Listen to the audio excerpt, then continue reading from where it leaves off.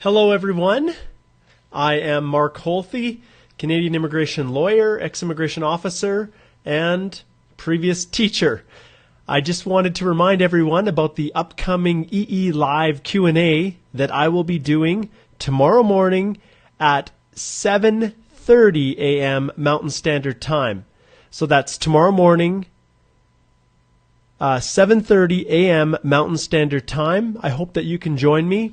I want to remind you that if you would like to leave a question for me to consider as part of the questions that I answer in the live Facebook video tomorrow, you need to put EE Live Q&A right here in the subject line of your email and send it to my email address right here.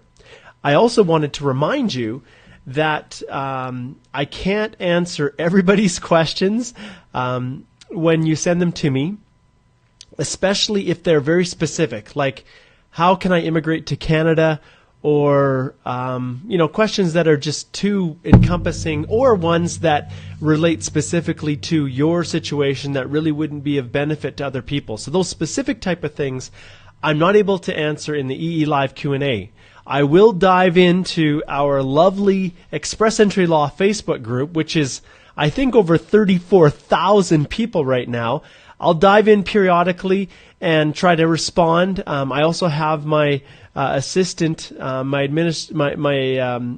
virtual assistant, who is going to be also jumping in to help me a little bit with some of your questions. Because I was getting so many, I decided I better hire someone to try and help me manage all of this, because in all honesty, the firm here, and I'm just going to turn my screen, see this law firm? That hallway down there is my boss. Well, I have many bosses, actually. In every previous firm I've been a part of, I've always been a partner, but in this one, I didn't want to be a partner, and so I am grateful to be an employee with far less stress and a whole lot more time to do this for you. But I wanted to just remind everyone that it's impossible for me to answer all of your questions, and so I appreciate so much everyone else that's jumping in and answering and helping other people, and so I just wanted to say thank you. And also, please forgive me if I can't get to all of your questions. So with that being said, I'm really looking forward to getting back in front of the camera here and doing another EE Live Q&A session for you tomorrow. And let me just see here. Yes, tomorrow would be June the 29th. Yes, that's Thursday here in lovely Lethbridge, Alberta, Canada. And I have some great questions that have come in. I'm looking forward to help all of you demystify this crazy world of express entry. Now, remember, EE Live Q&A, this is what you put in the subject line, and then I can search through the hundreds of emails I get every day and pull out the ones that that we're going to include in our EE Live Q&A session. I have decided as well that this time I'm going to leave a little bit of time after to answer the questions of people that are actually commenting and watching live. So if you can get on there and you can, in your time zone, if you can get on and watch live and ask your questions there, then I'll try to answer them right on the spot. So I'm so grateful for all of you wonderful people within our group. Also, thanks for the people that are helping me to track and report unauthorized activity. In other words, people that are advertising things that really have nothing to do with express entry, so just spam. Thanks for identifying other representatives and consultants who are trying to, what I call, mine our lovely group for new clients, because that's also prohibited for obvious reasons because I created it. I don't mind if consultants come in and help and participate and contribute, but actually trying to lure people into hiring them is off limits for this private Facebook group. So thanks for those who are reporting that behavior. But ultimately, I just want to express appreciation for all of you. I'm excited to be on tomorrow morning. And those who have jumped on even now, Rio and Hemant, Naresh, Praeen, thanks for joining and watching live. You know what? Let's see. I've got a few minutes before I have to get home. Do you guys have any questions for me? I'm open to answering. If you guys are on right now and watching me record this little advisory, then if you have any questions, fire away. Oh, Latif, I see you're here. Welcome. And maybe this is what we should do. Maybe I should just jump on periodically and just randomly answer questions for whoever happens to be on right at that time. Hi, Atul. Nice to have you join us. If you guys have any questions that you'd like me to answer, just fire away, and I'll maybe give a couple moments to do that. While I'm waiting for those questions to show up, I also wanted to just let you know what's going on. I'm really excited this weekend because on Saturday, everybody will probably remember, and I think I showed you this. If you guys haven't seen this, I want to show you this again. This is awesome.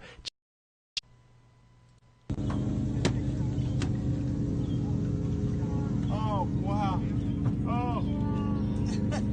Do you see that? It is so cool.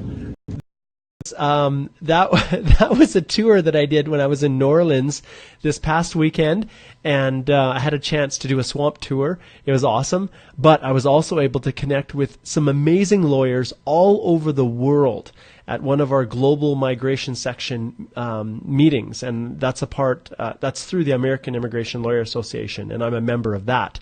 But I was also able to connect with a whole bunch of other wonderful lawyers that practice U.S. immigration law, and obviously for me, with my practice, I get a lot of referrals from them. So it was awesome. Okay, let's see what questions we have here. Okay, Rio says, is PTE is acceptable for migration? I don't know what PTE stands for. Rio, break that down for me. Is it part-time employment? I'm not sure what PTE stands for. Okay, I'll come back to you, Rio. Atul, previous incomplete study matters in Canada while applying for PR. Not at all. You won't get any credit for it, right? If you started your classes and you didn't complete them, you could go all the way through, do 3 or almost 4 years of undergraduate work, and then not complete one course. And if you don't get the educational credential, there's nothing for the government to assess, so you will get no credits for that. So it's not going to negatively impact you in any harmful way, but you won't receive credit for any of those studies. I had an individual that I spoke with, I think it was just last week, who told me that he did not, he had an outstanding tuition fee that he owed the university, and so he wasn't able to get his credential because he owed that money to the school. They wouldn't release the transcript, and so you need to pay your bills because he wasn't getting any credit for it. Shweta asked, hello Mark, want to know your fee for express entry. Okay, this is awesome. So someone was asking questions the other day about how much I charged, and then someone said that they knew of some agents in, I think it was India or Pakistan, that were charging something freaking insane, like 50,000 Canadian dollars or something like that, or 40,000 Canadian dollars. And I'm not sure entirely if that was just for helping them with their express entry or whether that was arranging some kind of fake job for them. But anyone who's charging that much money for any kind of a service, well, I don't know, boy, like I wouldn't trust them. That's crazy. So knowing that some people over there are charging $40,000 Canadian, which is, I don't know how that's possible. Maybe it was, I don't know. I charge $5,000 Canadian, and that's me. Okay, so that's not some big organization. And I see some of you saying, don't use this place, they're crooked, and, over in Pakistan and over in India. But I can tell you, with that 5,000, you get me. And I work directly with my clients. And when you hire an immigration lawyer, you get the full weight of my knowledge of the law. And not just filling out forms. Heck, all of you guys can fill out your own forms. That's not what you'd be hiring me for. It's peace of mind. So I charge $5,000 Canadian. I charge $3,000 up front for the profile stage. And I do not submit your profile until I have all your documents. and make sure that they're all correct, that there's no deficiencies in your reference letters, that you've actually completed your English tests, that you've got the scores that you need. And so I know before we even submit it whether or not you're going to get an ITA. And if your scores are too low, then I'll be honest, I don't act for you. I don't take your money if I believe you're just going to be stuck in the pool waiting for years. And as we've seen, this recent round of invitations, the score did go up. But I'm not too concerned about that. Yes, people are getting more points for French language ability, and and that's something that wasn't previously there. They're getting points for their siblings in Canada. And I think that will affect the scores a little bit. But it was just because of the length of time between now and the last ITA that the scores were a little bit higher. So I think they're going to slide back down again. But so I charge $5,000 Canadian, and then the immigration processing fees are $1,040, and then I charge GST, which is the sales tax for Alberta, which is actually cheaper than all the other provinces. So if you're hiring a lawyer from Ontario or British Columbia, well, I don't know what the sales tax. It's like somewhere from 11 to 12 or 14%. I don't know what it is. I can't remember. But in Alberta, it's just 5. So let me see if I can get it in front of there. 5 there. 5% is the tax. So I don't keep that. I have to remit that to the government. But that's basically what I charge. And so $3,000 for the profile stage, and then once we've got the ITA, then I charge $2,000 plus the $1,040 for submitting the EAPR. And we just filed another one just a little while ago, and I'm super excited because we were able to for that person to now file a bridging work permit, which we did both of those at the same time to allow them to continue working on their open work permit. So I'm super excited about that. That was awesome. Okay, now actually I want to tell you something else. So let's think about this. 5,000 plus 6,000, that's a lot of money. And at the end of the day, people all over the world hire me, and the more people that want to hire me, the higher the demand for my service, well, my fees go up. Well, it's because of that reason and my desire to help all of you guys that I created this, which is the EE Complete Step-by-Step Guide to Doing It Yourself. And it's a video tutorial. I walk you through a screencast and show you all aspects of how to complete your Express Entry profile from the beginning all the way through to the end. And I charge $39 US per month to have access to it. So all of you who are saying, wow, Mark, I really want to use you, but I can't afford it. I'd like to do as much as I can on my own, but I can't afford it. Well, that's why I created it. I created it for all of you. And so to me, it's a no-brainer why you wouldn't register for it. All of the knowledge, information that I have, the Q&As are constantly being built. So that's the alternative if you're unable to afford to hire me directly. And then the last thing is you can also engage me. I'm a $400 an hour lawyer in Canada. And so I charge $200 for a 30-minute consult. And usually in that 30-minute consult, and remember 5% GST, so add another $10 on there. For $210 in 30 minutes, we can pound through just about almost everything, all the questions that you might have. So I do those all the time for our Express Entry Law Facebook group members. And often after the call, a lot of them choose to hire me to do everything anyways. But you don't have to do that. So those are some other avenues that of how you can benefit from my knowledge and my experience. All right, okay, now I am going to see if I can scroll down here to get back to Rio, because I know Rio was, he had asked, okay, is PT acceptable for migration? Okay, and then Shweta asked how much I charge. Saba gave me a thumbs up. Okay, Pearson. Okay, so that's what you're saying. Pearson International is Pearson, like the airport, acceptable for migration? I'm confused. I'm really confused, Rio. Hello, Mark. Okay, let's see. How much do you charge for LMI-based work permit? A tool. That's an interesting one. LMIA-based work permits are a freaking nightmare. They are brutal. Now, we've had an awesome track record lately, and we've gotten a ton of these things approved for companies here in Alberta. But we act for their employer. So if you have an employer in Alberta, in anywhere in Canada, we act for them to get the labor market impact assessment. So it's an employer-driven process. Not one employer out there can make you as a foreign worker, as a foreign national, pay that fee. And it's $1,000, just the government processing fee. And within our office, we charge between $2,500 and $3,000 for that process. And I just had Billy here in my office. She just had a situation where the foreign worker contacted us, and they were expecting to pay our consult fee and to pay for the LMIA and pay for us to review it, because guess what? The first time they tried, they got refused.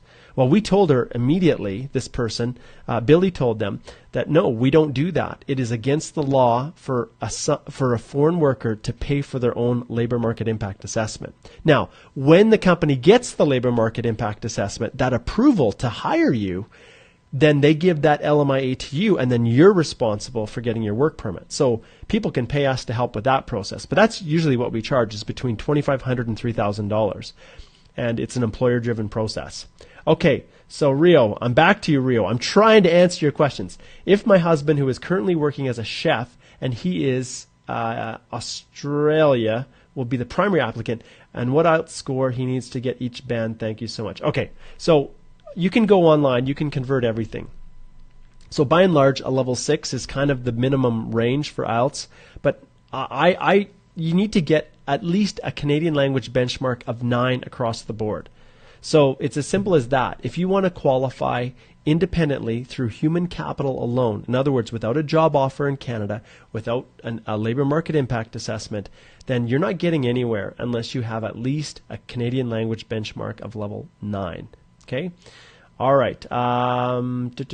Okay, Raman Nanda. Hey, Mark, I made my fixed deposit in bank post-ITA for 6 months. Do I need to show my average bank balance for past 6 months now? Okay, this is a great question. You will know, all of you who've received your ITA, and you go on, you complete your forms for the electronic application for permanent residence, you start filling in that process. Once it's completed, you then advance to the document checklist stage, and there it will ask for proof of funds.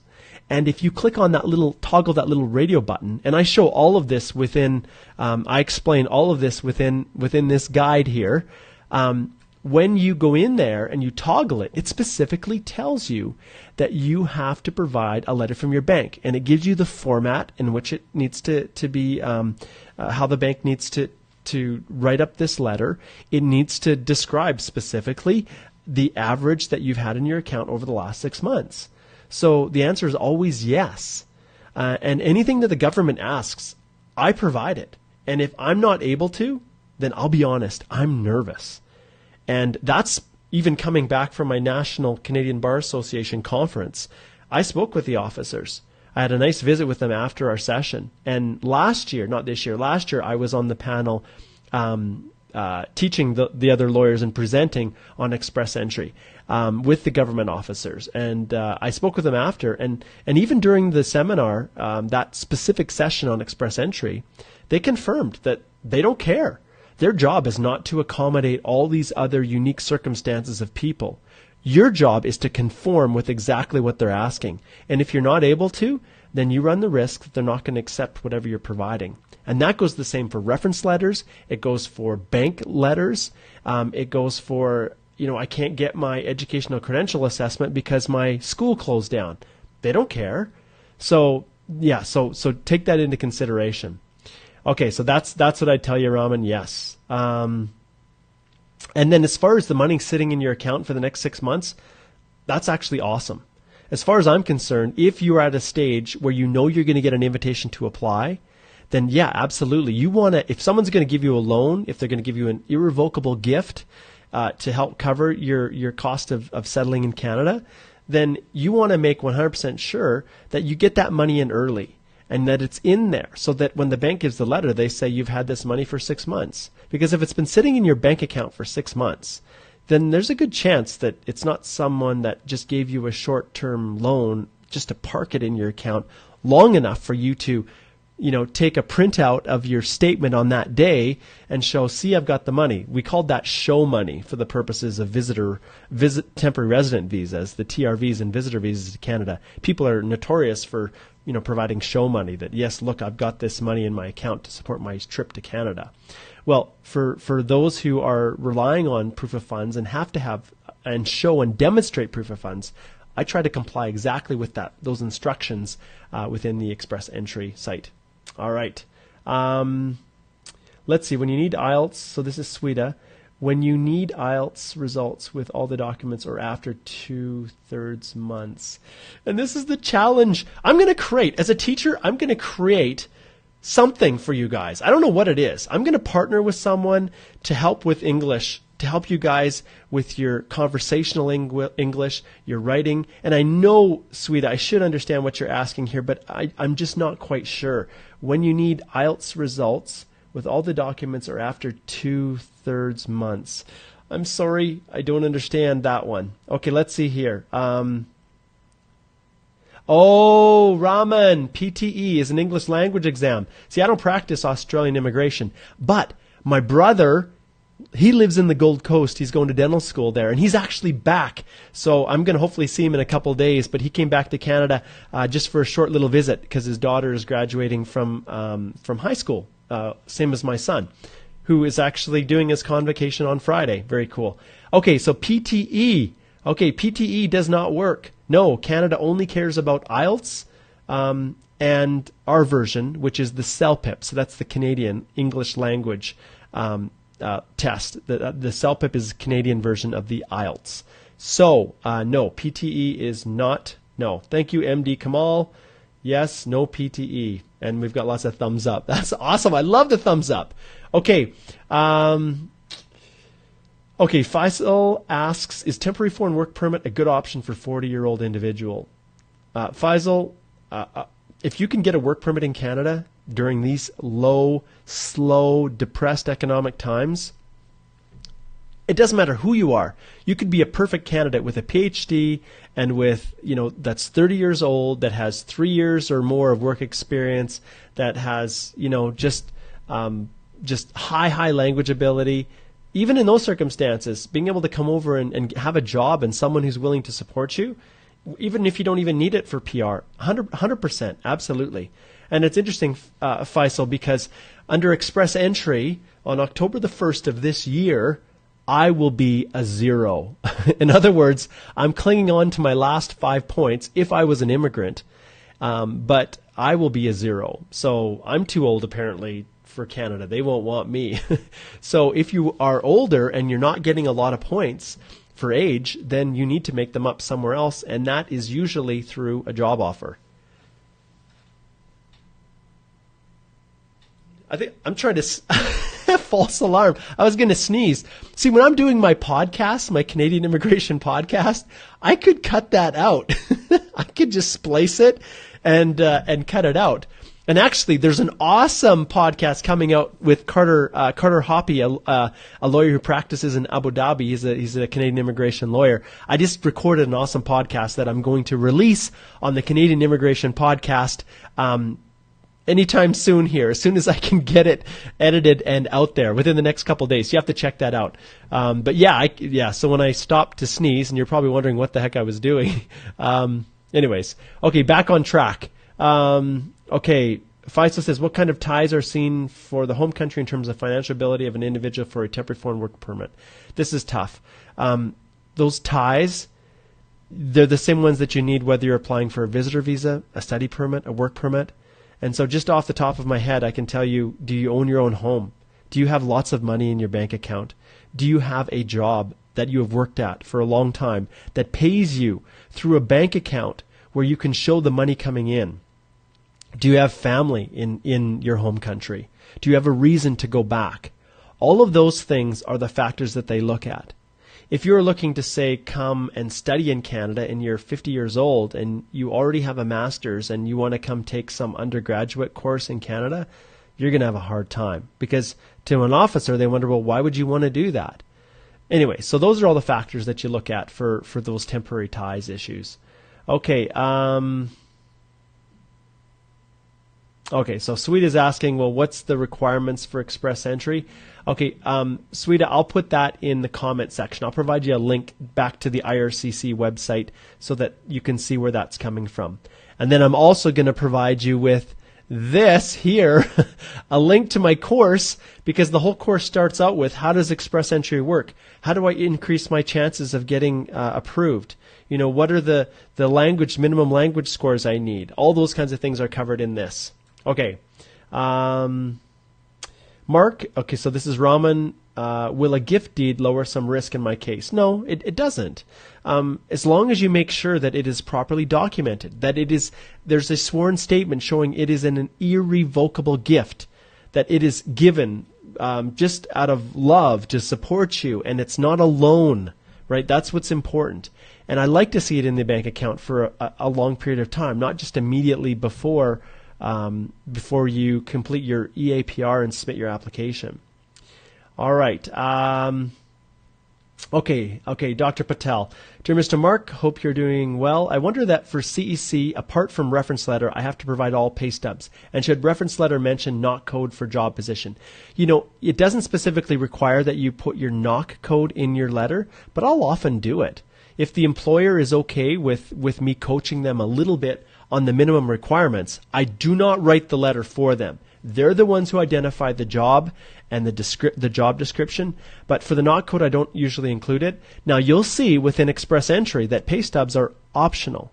But if you're in Canada and you're working in Canada, then I would include them. Now, Dr. Patel, if you're working as a doctor in Canada, and I act for many physicians here, the challenge you're going to have in some cases is that you are an independent contractor, and that's a whole different discussion. And to this point, Express Entry and IRCC has not had a big issue, but sometimes it's pretty hard to get those letters from your employers if you're actually working as a doctor, just because they can't attest to the fact you're an actual employee. But there's ways to work around that. Okay, let's see what else we have here. Okay. So, Sweda, I want to ask if suppose I start my process of Express Entry with you, that would be fantastic. Do you need IELTS at that time or later? Immediately at the beginning. I wouldn't take you as a client until you wrote the IELTS, just because I don't believe in taking people's money if they don't have a realistic chance of success. And so I would point you back to here for a whole bunch of advice and direction on how to increase your chances, or I would do a consultation with you, which I do for many, many people, to explain all of the process, how it works, and how they can improve their chances. So I do it in both fashions. And we'll go right through, we'll assess your estimated scores, and we can do all of that. So I do that, Shweta. Okay, Nitish. Hi, Mark, how are you? I'm doing awesome, fantastic. Although, do you know what? I will say one other thing. And once again, my wife is always telling me I share way too much personal information. But when I was transiting from New Orleans on United Airlines to Houston to catch my connection back to Calgary, Alberta, our flight was delayed in New Orleans because there was this tropical storm, Cindy or something. I can't remember what the name was. And our flight got delayed an hour and a half. And me and my good friend John Walker, who's a Canadian immigration lawyer in Calgary, we went together. And when I got to Houston, we were like, our flight was just about ready to leave. I was on the front of the plane, so he told me, Mark, you run and see if you can hold the flight. So I had to run from one terminal to another. I ran my guts out.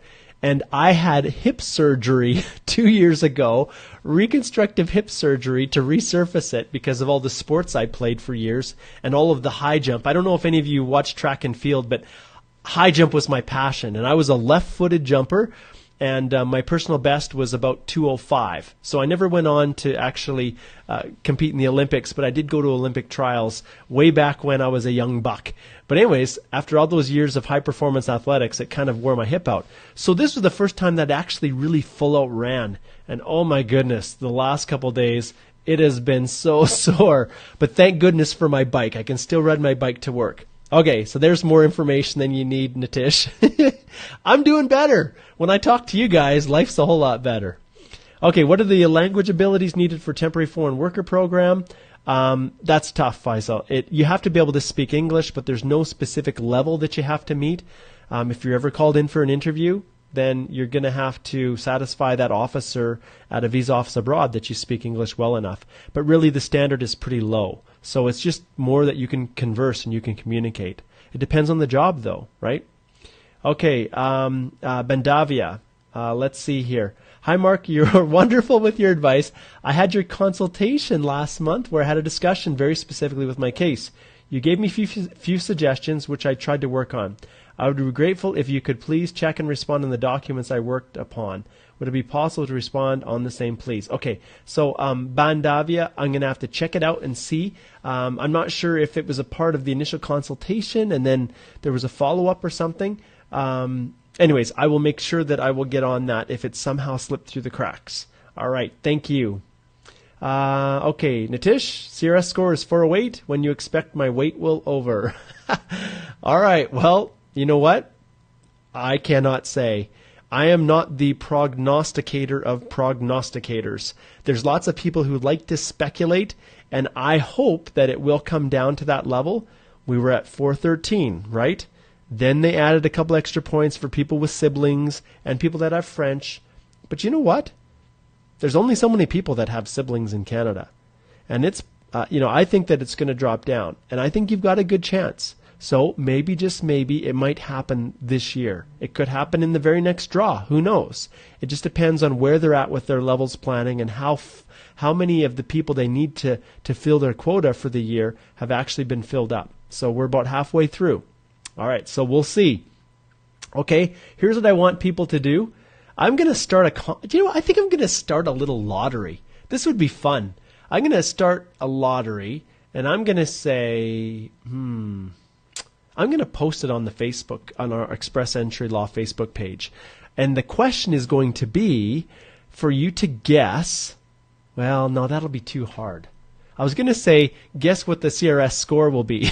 But the reality is, if 5,000 of you out of the 33,000 all select 408, I can't really offer a free consultation for all the people that got it right. I'll think of something anyways, because it would be fun to try and guess and see who was right, just for bragging rights. All right. Okay, I want to hire you for my brother who is interested for a temporary foreign worker program, job offer, LMIA, positive approval, etc. You bet, Faisal. I'll put my link you can send me an email directly right to here, to mholthy@stringham.ca. When people are sending me emails directly to actually hire me, I can deal with them here because my staff track it. If you are looking for just to have me answer a question on this Q&A that's a little bit more complex, put this in your subject line. And if you want to book a consultation, you can also go to my firm website. And you know what? I will show you. I'm going to pull it up here if I can find it. I'm going to put the link here. All right, let's see if I can put it up here. So here is the link. And I wish I could figure out a way to make this...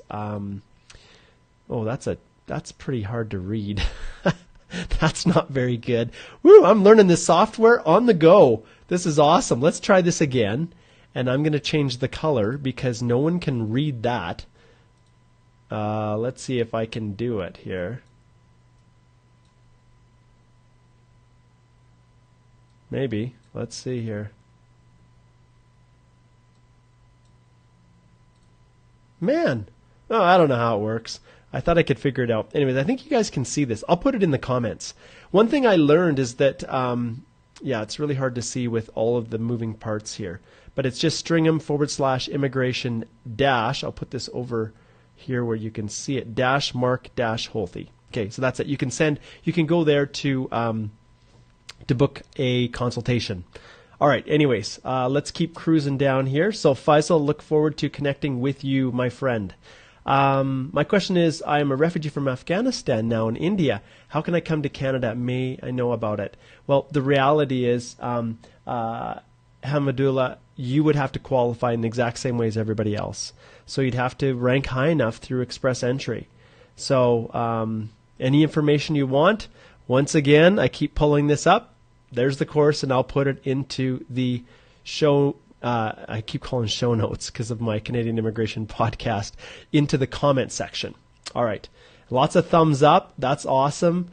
Okay, please send the link. Again, I will send the link. Yes, I will, Shweta. I'll put that link into the comment section here.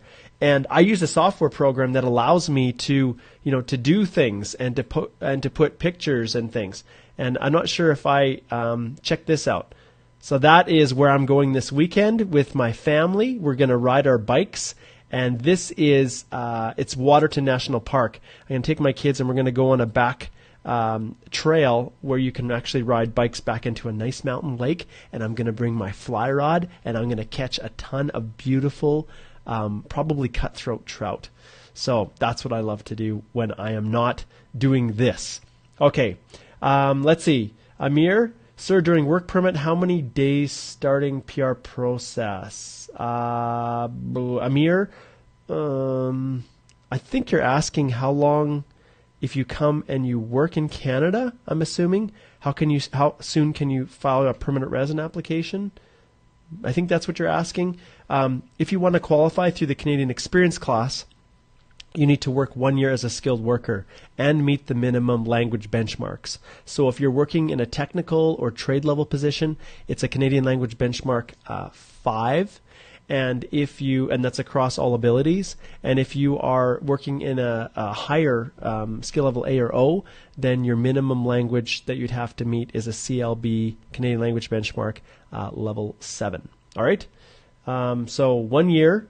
But do you know what? I'll also tell you, Amir, it depends on where you go. So if you came to work in Alberta, then the Alberta Immigrant Nominee Program actually has an employer-driven process for flipping or transitioning foreign workers who are working in Alberta into permanent resident status through the Alberta Immigrant Nominee Program. So, and you could start one day and apply the day after. So it's actually pretty good.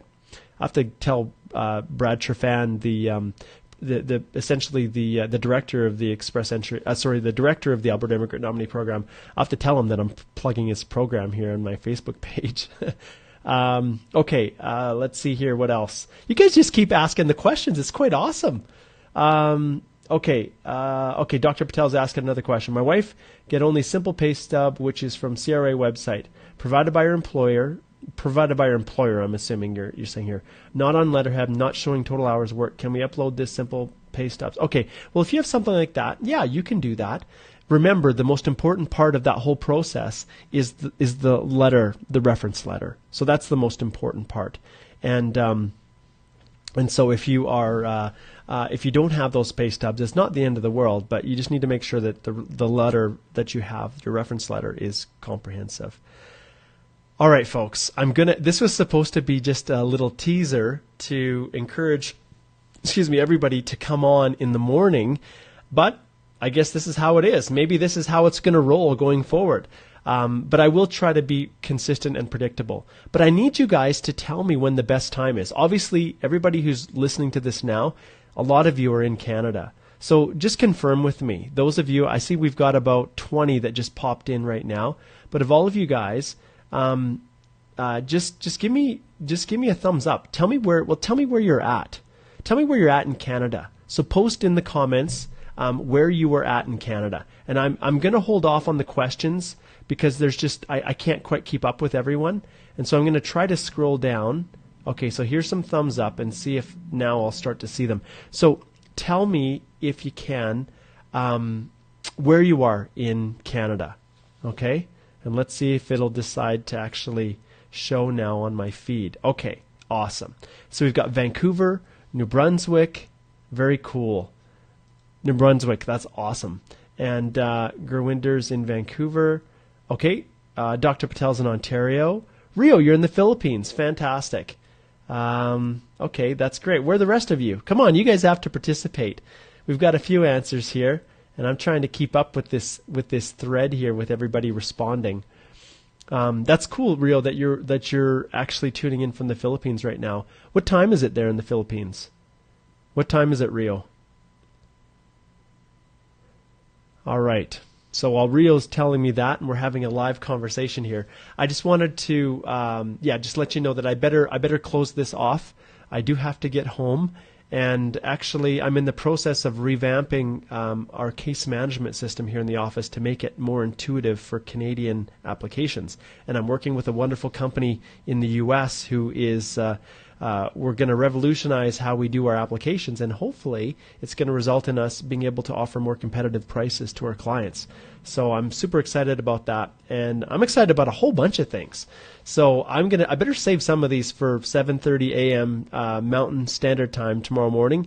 And obviously I can't do it during the day because I'm supposed to be working. So, all right, thanks everyone. Oh, we've got someone from India, Nitishra, India. Awesome. All right. Okay, so what I'll do is, for all of you, 8:39 a.m. Thanks, Rio, for sharing. All right, so thanks for tuning in, all of you fine folks who are watching this live. And I will put links to everything that I've talked about in the comments. And I think I'm going to invite my my virtual legal assistant, who actually, Rio, is in the Philippines as well. I'm going to invite her when I go on live to maybe help post some of the comments so that they're live, because it's hard for me to post the links and everything, and then have the ability to keep communicating so I'm not rambling all over the place. But anyways, thanks for tuning in, everyone.